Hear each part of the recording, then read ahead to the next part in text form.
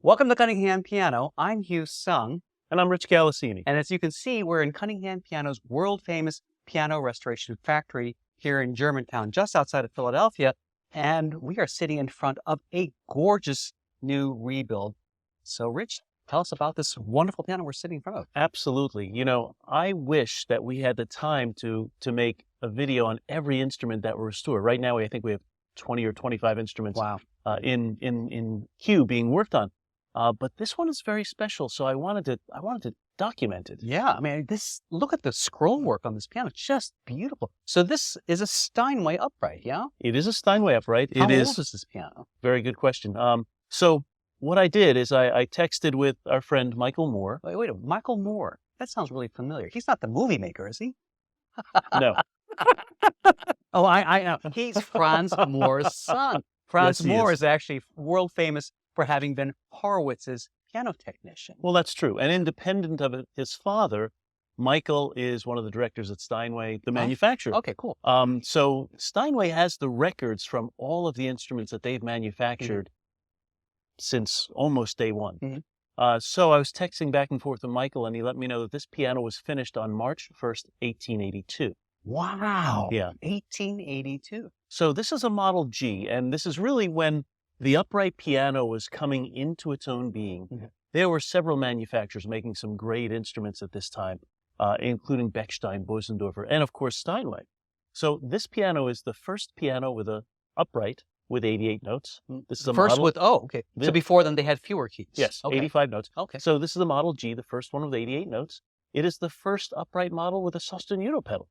Now, the sostenuto pedal, for those of you who may not know, is a pedal that you normally find on grand pianos.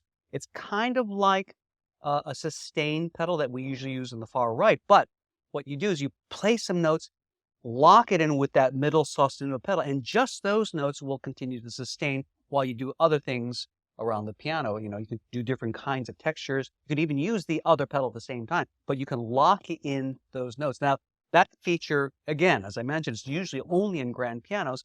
We do see them nowadays in some top-end upright pianos, but it's not very common. Usually that middle pedal is a practice mute. That's exactly right. And today's sostenuto pedals on all of the world-class larger pianos are really well thought out designs that happen over a period of time. This particular one is a very simple design. And you can see from this video here, it's basically a hook that holds the note back. It's really kind of incredible thinking, but quite simple all at the same time. One of the things that I love about this piano and a lot of instruments from this time period is, well, this has a 3/4 plate. What does that mean? The piano frame is a cast iron frame that withholds the tension on the entire instrument. And before the 20th century, one of the definitions of a forte piano is that they don't have full plates. Well, this Full iron plates. Full iron plates. That's exactly right. This one does not have a full iron plate going up to the top of the piano. No. It stops below the pin block, so we call it a 3/4 plate. Oh, interesting. So just like some other instruments of this age that you've played, that we've restored, you kind of feel like you have 1 foot in the 19th century, you know? Yeah. Maybe 1.5 feet in this case. It's really a beautiful piano and an unusual one. And just, just the scroll work itself, it's incredible, the cabinetry. And as we were working on this instrument, of course, Geza Mika was doing a lot of the restoration work to the cabinetry and to some of the action. And he had a career with the Barnes Foundation and was with art restoration with the Philadelphia Museum of Art. So when he makes a comment like this, it's something I remember. He said, Rich, the fit, the finish, the craftsmanship in every part of this piano is unbelievable. Wow. Even what today would be just a screw that holds in the front panel on this is a beautiful decorative piece of brass. Wow. You know, right down to something that most pianists are not even going to look in and see. Yeah. Yeah. Really beautiful. Well, let's, I want to play this piano. I want you to play it. I'm curious to see what this sounds like. Yeah. We've got this lovely piece by the African-American composer Florence Price. It's called Reverie.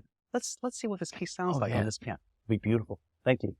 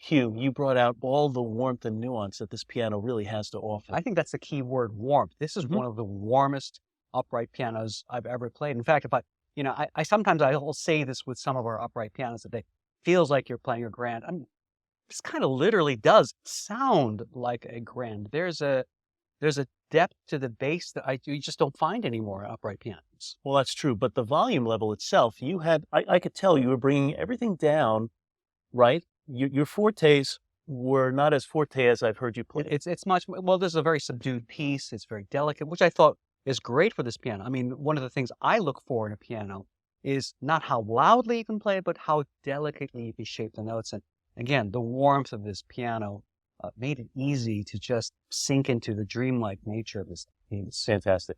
Hugh, thank you so much for taking the time to chat and to play the piano and to document such a wonderful instrument. Frankly, I don't know when we'll see another one like this. Yeah, it's wonderful that here at Cunningham Piano, we're not only associated with cutting edge technologies, but we also get to touch history and work on it, preserve it. Absolutely. And this is just another way we preserve some beautiful piano and music history. So thank you so much for giving us the opportunity to talk about this amazing instrument. Thank you so much. And thank you for watching and getting to experience this with us. For Cunningham Piano, I'm Hugh Sung. And I'm Rich Galasini. Be sure to visit our website at cunninghampiano.com. Subscribe so that you can stay up to date on our latest videos and content. Thanks again, and we'll see you next time.